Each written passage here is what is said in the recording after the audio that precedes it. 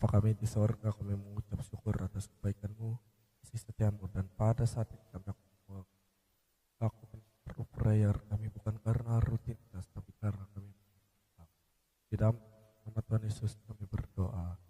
Amin. Ya.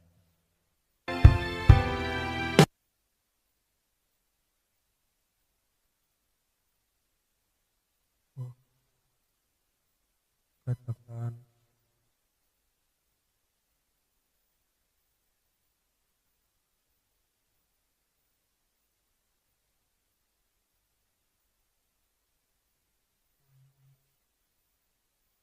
haleluya, haleluya, Engkau baik.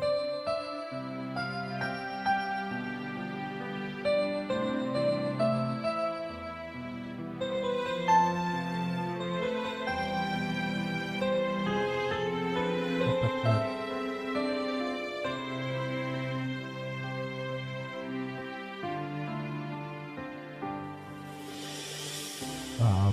Bapakku yang baik, Kau sangat ku cinta melebihi segalanya, lebih dari segalanya di dalam hidupku Tuhan. Hidupku Bapakku yang baik, Engkau yang kami perlu, Engkau yang ku perlu melebihi segalanya Tuhan, lebih dari segalanya kasih-Mu bagi setiap kami, kasih-Mu bagiku. Sama-sama kita katakan, tak pernah berakhir kasih setiamu, selalu nyata dalam hidupku, tak pernah berhenti ku berharap padamu, Yesusku. Kau segalanya. Dari awal kita nyanyikan, oh haleluya.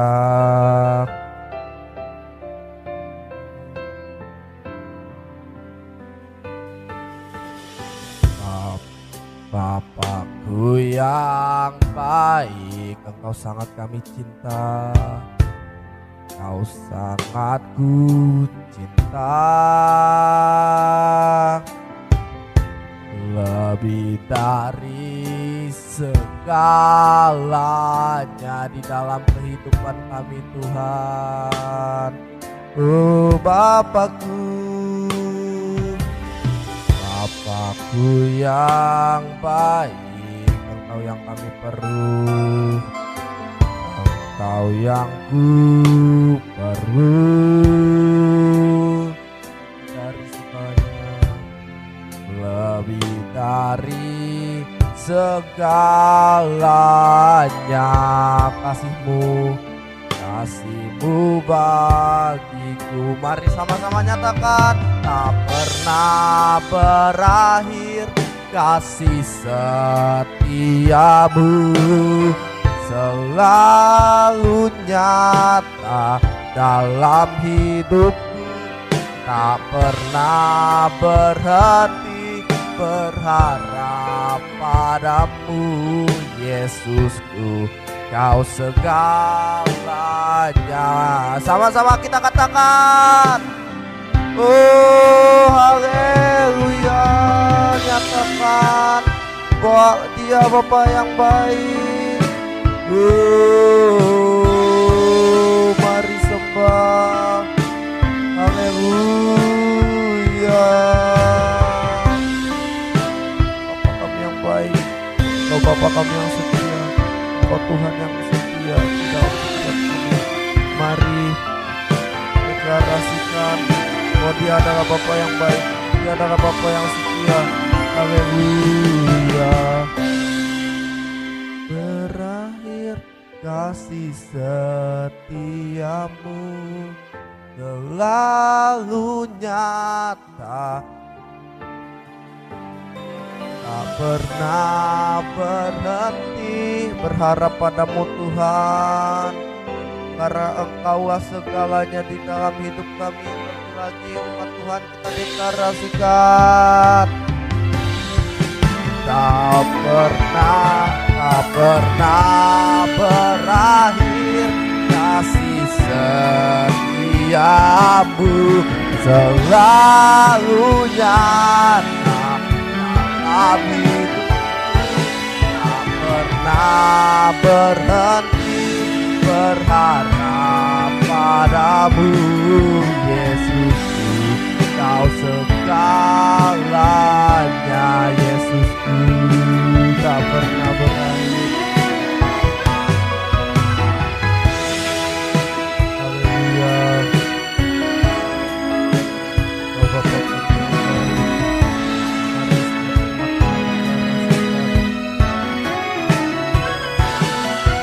tak pernah berhenti berharap padamu Yesus, Kau segalanya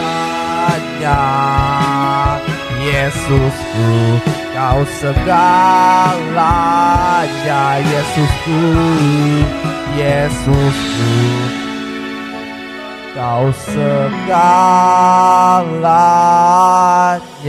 Mari sembah Dia. Haleluya. Mari. Haleluya. Mari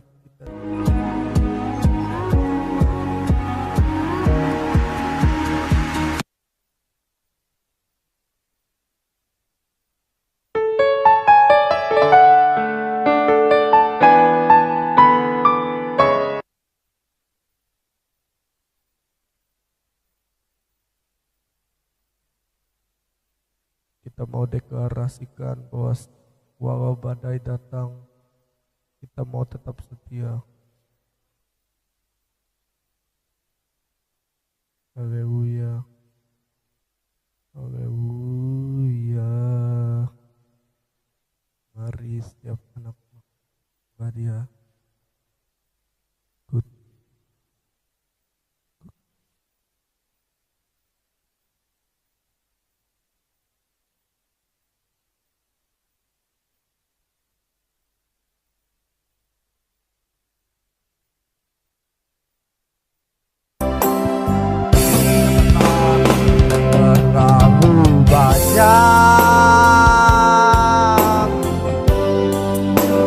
Yang Tuhan telah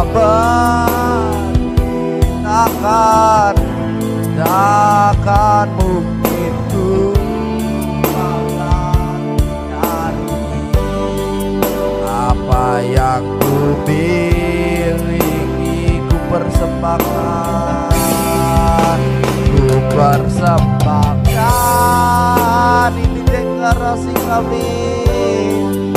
Seluruh hidupku biar kami tetap cinta, biar ku tetap cinta, biar ku tetap setia untuk selama-lamanya. Ku tetap cinta manusia umur hidup kita, dan sampai selama-lamanya kasihnya tidak akan berkurang, tidak akan pernah habis di hidup kita. Karena itu inilah respon kita, walau badai datang kami akan tetap cinta. Ku tetap cinta, ku tetap setia, ku tetap setia.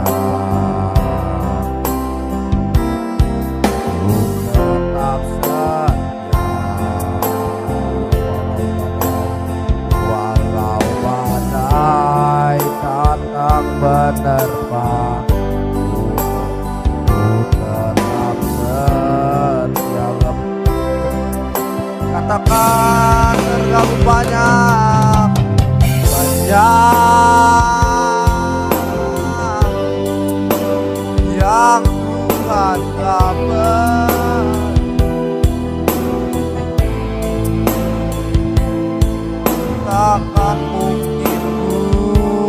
balas dari apa yang ku miliki. Mari persembahkan dan kami persembahkan seluruh hidupku,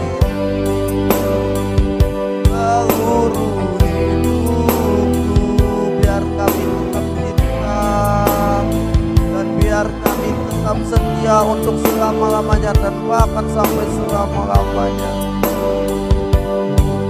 Selama-lamanya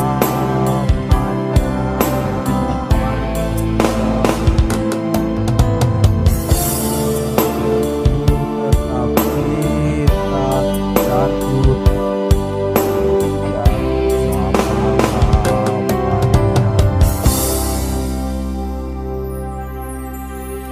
Baik, teramat baik dalam hidup dan kehidupan anak-anak.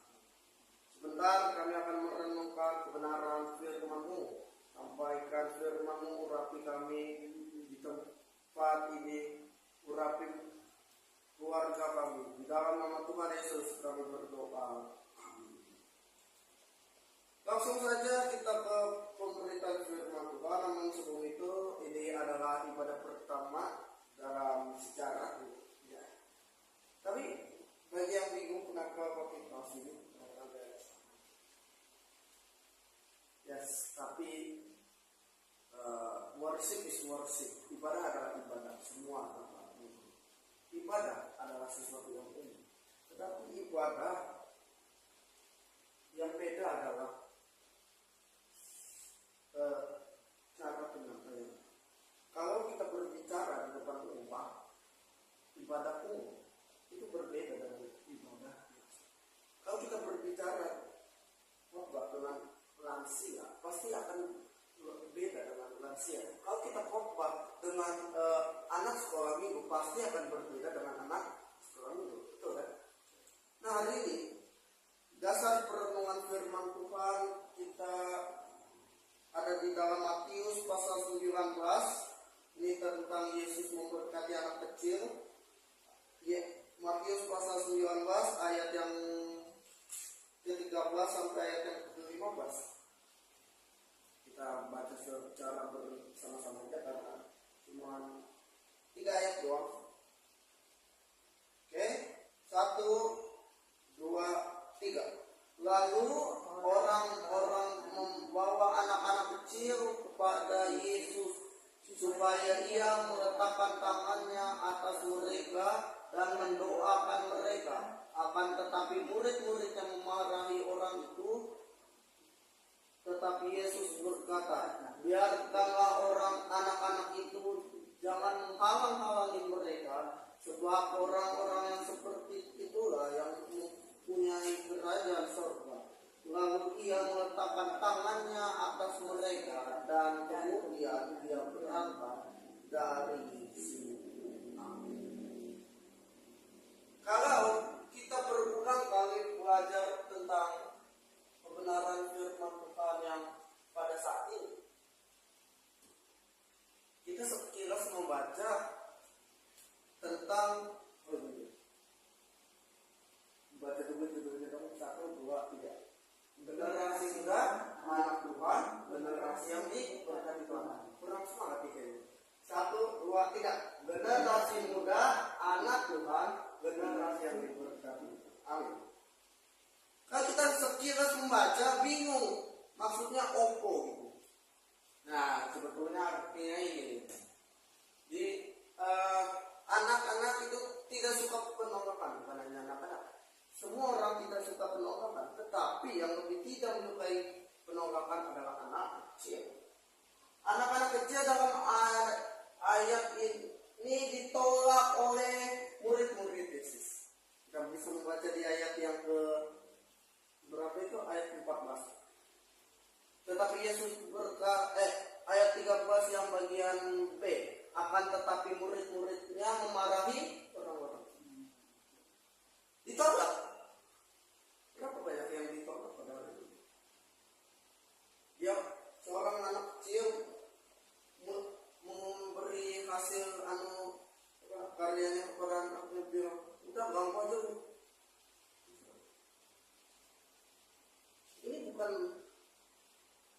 hanya kata firman, ini juga kata sebuah penelitian. Penelitian berkata bahwa anak-anak suka. Makanya kalau ada orang caper cari perhatian dibilangnya apa? Kayak anak kecil. Dan benar, anak kecil adalah anak yang haus akan yang namanya pengakuan dan juga tidak sempat berdoa. Nah, respon Yesus di sini apa? Biarkanlah anak-anak itu jangan halang-halangi mereka. Sebab orang-orang yang seperti itu yang mempunyai kerajaan. Nah, sebetulnya ayat ini kurang lengkap. Kenapa? Karena di ayat Lukas 18 ayat 17b lebih jelas gitu.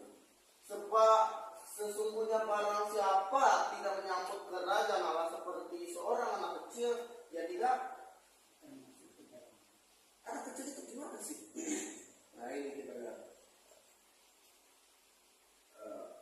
Oke. Kita baca yang bagian bisa, kalau tidak bisa nanti remember this, whoever does not receive the kingdom of God like a child will never enter it. Remember this, whoever does not receive the kingdom of God like a child, perhatikan, will never enter it. Artinya, ingatlah barang siapa tidak menerima kerajaan Allah seperti anak-anak ini, apa? Dia tidak masuk ke dalam kerajaan Allah. Anak kecil itu seperti apa? Yang pertama, hati yang tulus. Kalau di mau dimanapun tempatnya seramai apapun, kalau udah manggil nama bapaknya, emaknya, dipanggil Pak, gua lapar, aku lapar Pak. Mau di mall, Pak mau beli mainan. Senjata poin utama anak kecil apa? Nangis betul kan? Mau beli mainan, nggak ada duit. Yang kedua adalah hati yang kalau anak kecil berebutan mainan, lari, itu beda dengan orang-orang dewasa berkelahi. Kenapa? Anak kecil berantem 5 menit selesai. Berantem 5 menit, 5 menitnya kelar, baikan lagi. Betul kan? Iya. Apakah kalau anak orang dewasa ribut, apalagi di sosmed, udah dunia kayak udah mau kiamat. Yang ketiga adalah hati yang terbuka, seperti yang di awal, terbuka. Dia apa ya, dengan kepolosannya seperti kertas itu, kurang lebih seperti polos, walaupun ada tulisan.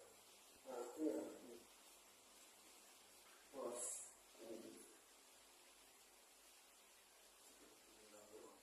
Hati yang terbuka, hati yang terbuka untuk mencurahkan apa isinya. Mungkin kita udah tahu kisah ini ya. Bahwa seorang anak NTT, seorang anak yang sempat viral gitu, karena menduduki peringkat 1 sedunia, menjuarai kompetisi Sampoa dunia dan kalahkan berapa? Dan ia suka membaca. Mazmur pasal 1 ayat yang ke-1 sampai ayat yang ke-3 berkata apa? Berbahagialah orang yang tidak duduk dalam kumpulan orang fasik dan tidak ikut dalam kumpulan pencemooh, tetapi yang kesukaannya ialah Taurat dan merenungkan Taurat itu siang dan malam. Ia seperti pohon yang ditanami di sekitaran aliran air dan yang tidak layu daunnya. Apa saja yang diperbuatnya berhasil.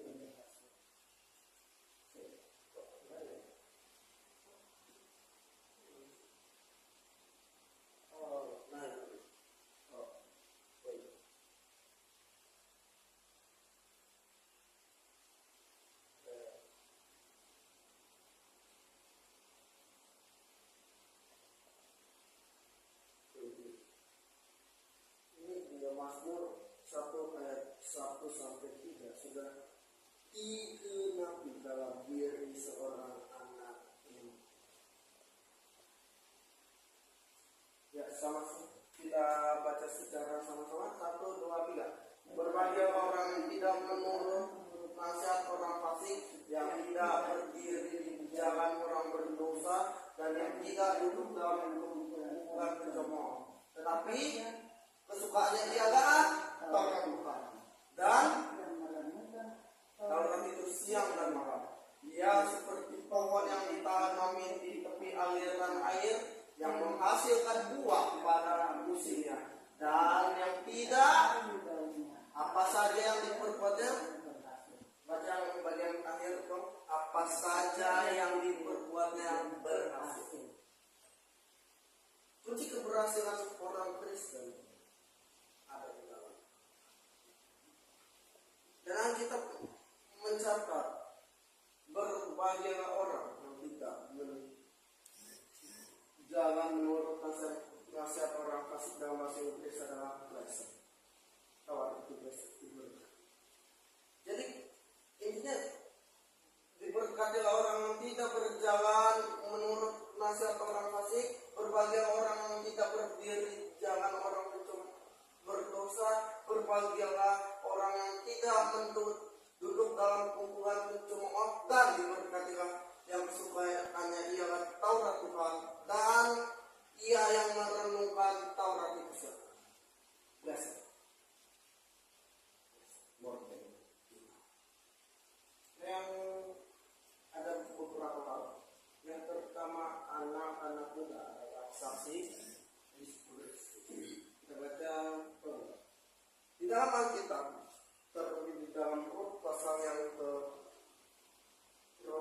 yang pertama sampai ayat yang keempat, itu mencatat ada 3 hal yang Allah berikan kepada manusia. Yang pertama, benih apa? Benih adalah taburan yang kita berikan di gereja untuk orang-orang yang membutuhkan, untuk anak-anak panti, untuk orang-orang panti jompo.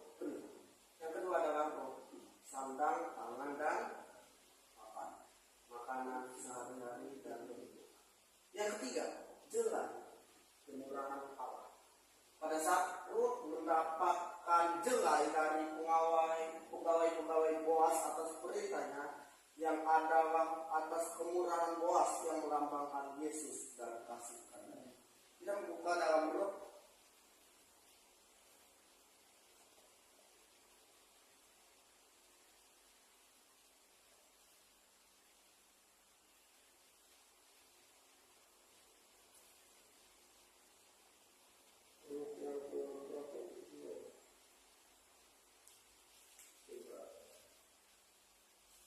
kita baca Rut 1 dulu, terus 1.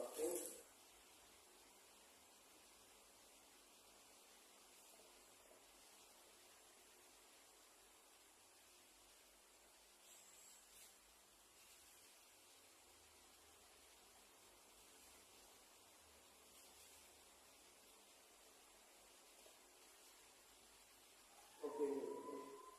1 ayat 19 sampai 20. Dan berjalanlah keduanya sampai mereka tiba di Bethlehem. Ketika mereka masuk ke Bethlehem, tempatlah seluruh kota itu karena mereka. Dan perempuan-perempuan itu berkata, Naomi kah itu? Tetapi ia berkata kepada mereka, jangan sebutkan aku Naomi, sebab sebutkanlah aku Mara, sebab yang Maha Kuasa atau Allah telah melakukan yang baik kepada. Oke, berhenti sampai dia situ. Dia berkata, jangan sebut gua lagi Naomi, tapi sebut Mara. Tuhan melakukan yang baik kepada Tuhan. Kenapa melakukan yang baik? Baca di ayat 1 sampai seterusnya kita melihat bahwa Naomi dan Rut ini mengalami kedukaan. Suami dan anaknya meninggal. Suaminya meninggal beserta. Dan ketika mereka meninggal, mereka ini maksudnya adalah suami mereka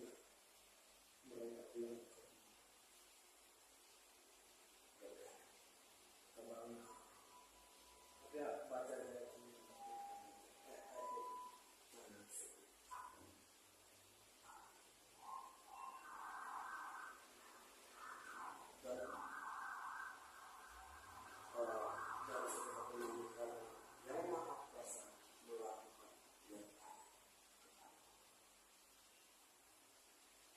Tuhan gak pernah ngelakuin yang pahit. Ini sama seperti perkataannya Ayub. Tuhan yang memberi, Tuhan yang mau. Tuhan gak pernah mengambil, kalaupun dia mengambil dia akan gantikan yang lebih baik.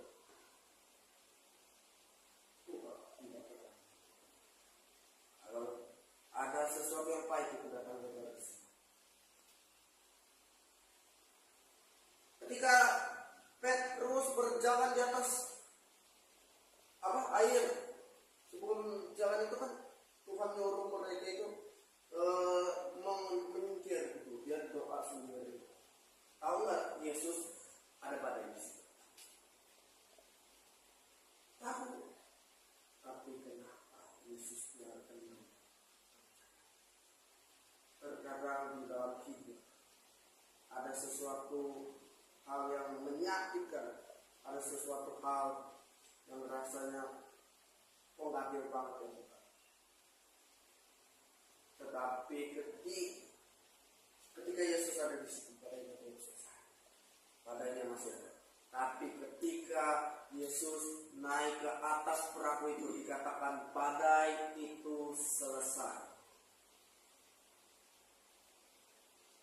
Allah memang ada, tetapi ketika kita percaya Allah, kita membaca dalam Rut pasal yang lanjut ke yang tadi, ayat pasal 60.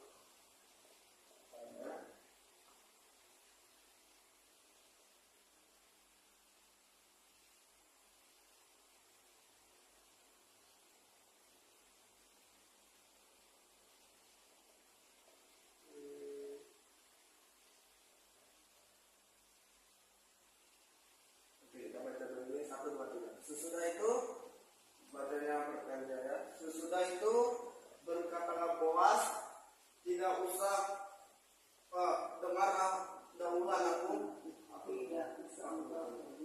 tidak usah engkau pergi memungut julai, apa itu dan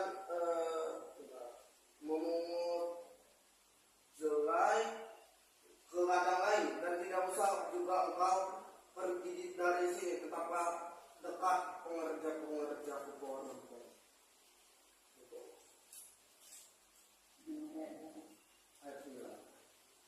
Lihat saja teladan yang sedang disabit orang itu, ikutilah perempuan-perempuan itu dari belakang, sebab aku telah memesankan kepada pengerja-pengerja lelaki yang mengganggu engkau. Jika engkau haus, pergilah ke tempat tempayan dan minumlah air yang disedot oleh pengerja-pengerja itu. Lalu Rut menyembah dengan mukanya sampai ke tanah, maksudnya sujud, dan berkata kepadanya, mengapa enggak aku mendapat belas kasihan darimu, hingga Tuhan memperhatikan aku pada aku.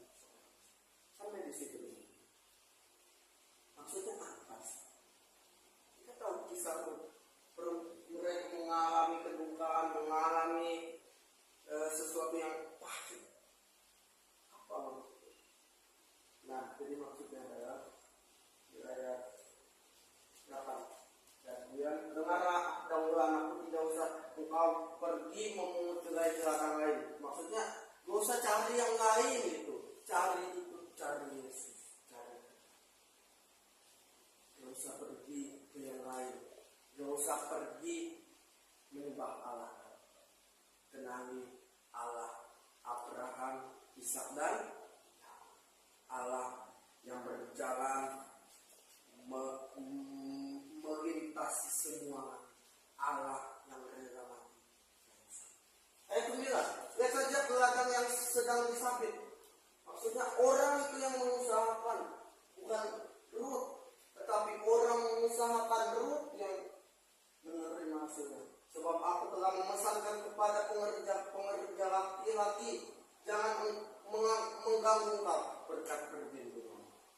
Jika engkau haus, pergilah ke tempayan itu dan minumlah air yang dicedok oleh pengerja itu. Maksudnya, ketika kita nggak haus,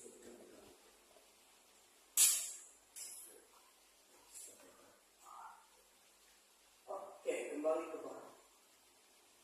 Dari kisah kita mau ada yang ketiga, yaitu kemurahan. Kemurahan Allah itu dalam salah satu bukan Allah murah, tetapi Allah murah hati, memberikan semuanya. Seperti dia tidak mengupayakan, dia tidak mau. Jika dia haus, ambil dari tempayan. Next. 1, 2, 3. Sebab beginilah firman Tuhan kepada kaum Israel, carilah aku maka kamu akan hidup. Amin. Ketika Boas berkata jangan pergi kepada ladang lain, artinya jangan cari Allah lain, jangan menyembah atau sujud kepada Allah lain. Taurat mengatakan seperti itu, tetapi di dalam kasih karunia artinya hampir berkat penyediaan hanya ada dalam Yesus Kristus. Amin. Carilah aku, bukan Tuhan yang hilang, tetapi kita yang hilang. Kita membutuhkan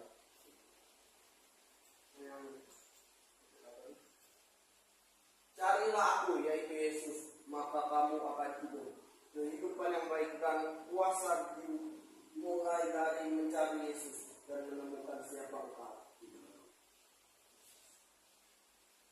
Ketika engkau mencari Tuhan, engkau hidup, tetapi bukan sekedar hidup dan berkuasa.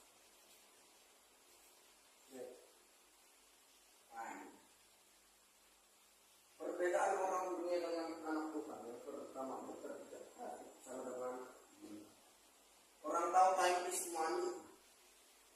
Orang tahu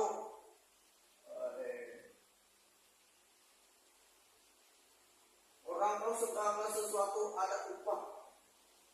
Orang tahu kalau kita bekerja hukumnya mendapat. Tapi yang mereka enggak semua. Yang kedua, berusaha menyelamatkan diri sendiri dengan perbuatan baik. Terus kita mengerjakan.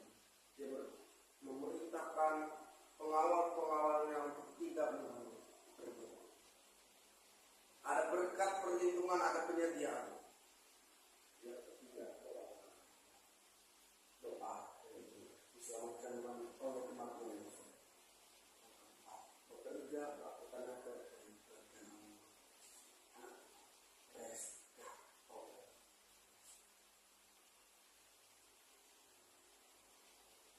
Yosua 21 ayat 22. Dari segala yang baik yang Tuhan janjikan kepada kaum Israel, tidak ada yang tidak dipenuhi, semuanya. Dan kedua, grow, artinya dalam kasih berarti. Kita buka Kisah Rasul pasal 2 ayat 42 sama-sama. Mereka bertekun dalam pengajaran rasul-rasul dan dalam persekutuan, dan mereka selalu berkumpul untuk mengerjakan dan berdoa. Sama seperti apa yang dilakukan oleh gereja, memecahkan roti dan mereka bertekun dalam pengajaran rasul-rasul. 3.000 orang bertobat ketika mendengar khotbah Kristus. Hal yang sama ketika firman mungkin belum Tuhan masih butuh proses. Ketika dalam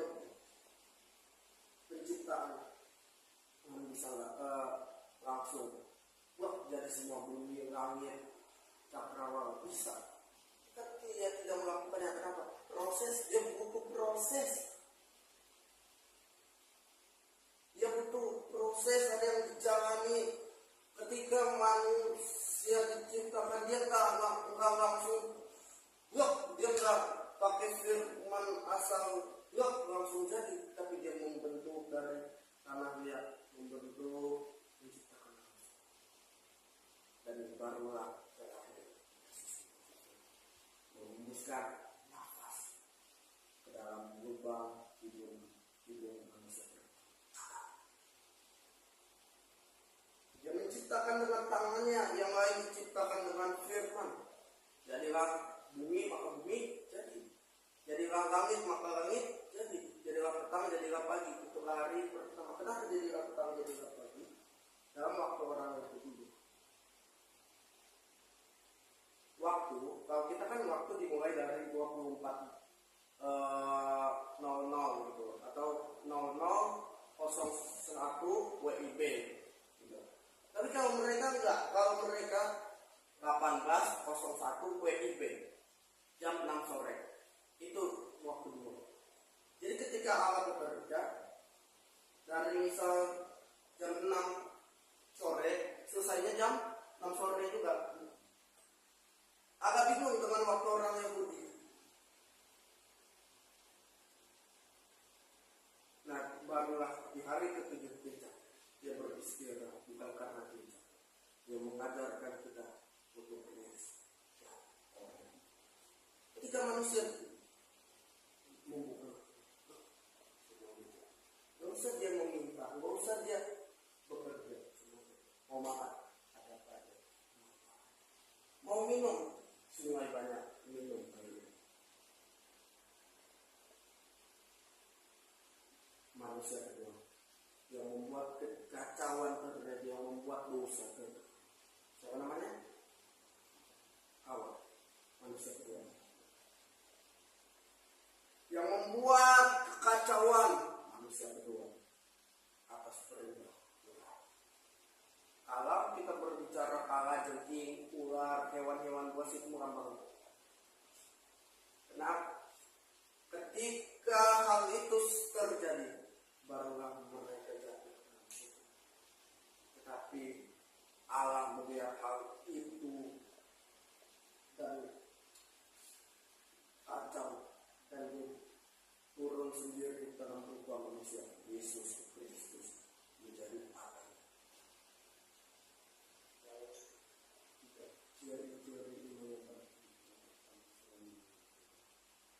Karena orang dewasa rohani, tanda orang dewasa jasmani makin tidak berundang-undang orang, tapi tanda orang dewasa secara selalu menghormati, siap melayani. Next, diberkati. Mungkin hal ini menjadi penutup dari firman. Tadi berbicara tentang anak. Pastor Agung sebelum dia terkenal Yesus, itu dia nggak tahu siapa. Sampai sekarang begitu. Dia ikut kenakalan remaja sampai pernah ditahan polisi. Ketika dia mencari siapa ayah, dia nggak tahu mau nanya siapa, ibunya kan meninggal. Dia bingung namanya. Itu di dalam hatinya ada dendam terus, ada dendam yang berusaha mencari mana kau masih hidup di mana, ya kau udah meninggal, ya di sana pasti. Tapi kau hidup, ya kan habisin itu ya. Dan yang akan mikir kamu cuma melahirkan, kamu cuma membuat anak tetapi tidak mau membesarkan. Tetapi ketika dia mengenal Yesus, ketika dia mengenal, mengerti, menerima Yesus, semua berubah. Kalau mungkin dia tidak terima Yesus, dia tidak bisa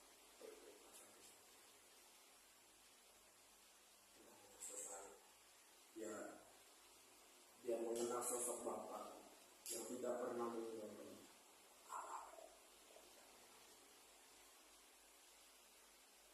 Kita nyanyikan lagu tadi Bapa.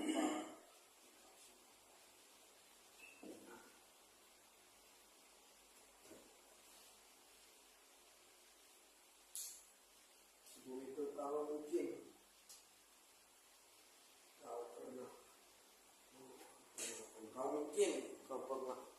bisa, kalau mungkin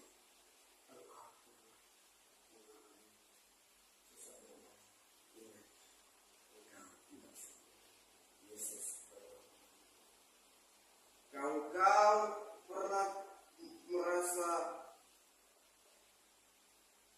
tersakiti. Nah, Yesus pernah lebih sakit.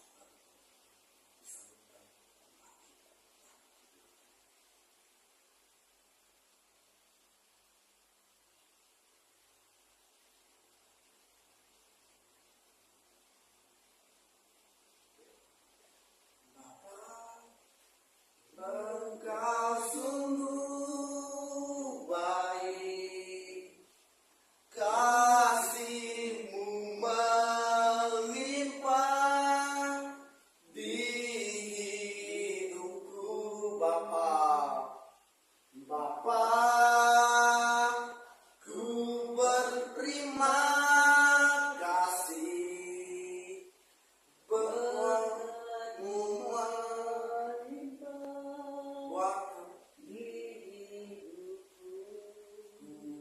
naikkan syukurku.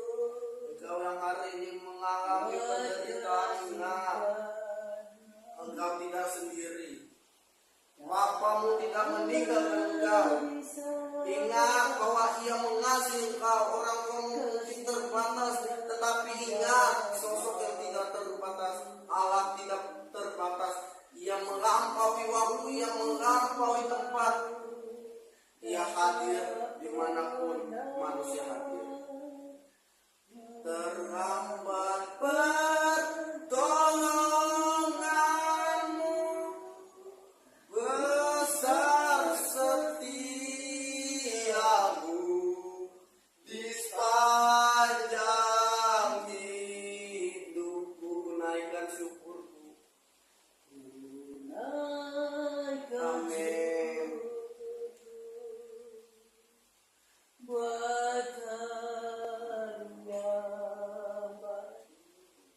Orang tua berdoa, anak-anak muda nyanyikan ini. Orang tua berdoa, doa. Dan rahmat-Mu selalu baru dan tak pernah terlambat. Pertolongan-Mu besar setia-Mu. Anak-anak muda berdoa, sedangkan orang tua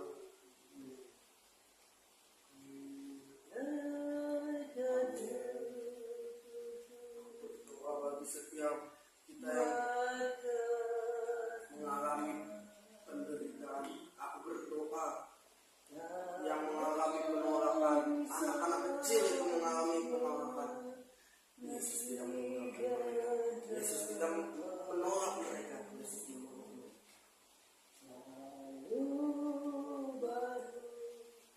Ya Tuhan, kami berdoa, tetap jadikan bagi mereka yang tertolak, bagi anak-anak-Mu, anak-anak muda Tuhan yang mengalami penolakan. Engkau terlebih dahulu bertolak, Engkau terlebih dahulu. Kau mungkin Engkau tidak menderita kami. Besar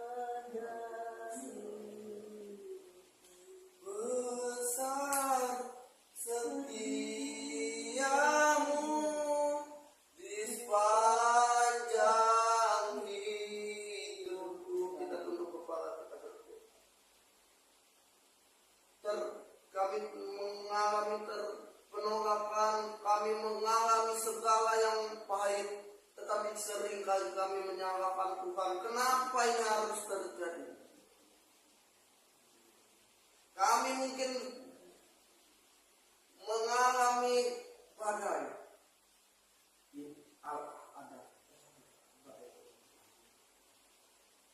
Kami berdoa pada saat ini. Yang Tuhan tempatkan dimanapun mereka berada. Kami berdoa bagi mereka yang sakit oleh bilur-bilur Tuhan Yesus, mereka sudah sembuh. Kami juga berdoa ya Tuhan pada saat ini menyerahkan hamba-hamba-Mu, baik pendeta, penetua vikaris, diakon WL, singer, guru sekolah minggu, guru agama, multimedia, petugas pembersih gereja, atau siapapun yang terlibat di dalam. Kami berdoa bagi mereka yang dalam kesendirian, baik janda, duda, yatim, piatu, orang jompo, fakir, miskin yang terpenjara. Kamu memberi kasih. Kami berdoa di dalam nama Tuhan Yesus Kristus. Bapa kami yang di sorga, dikuduskanlah nama-Mu, datanglah kerajaan-Mu, yang hendak-Mu di bumi seperti di sorga. Makanan kami pada makanan secukupnya, dan ampuni kami atas kesalahan, seperti kami juga mengampuni orang yang bersalah kepada kami. Dan jangan membawa kami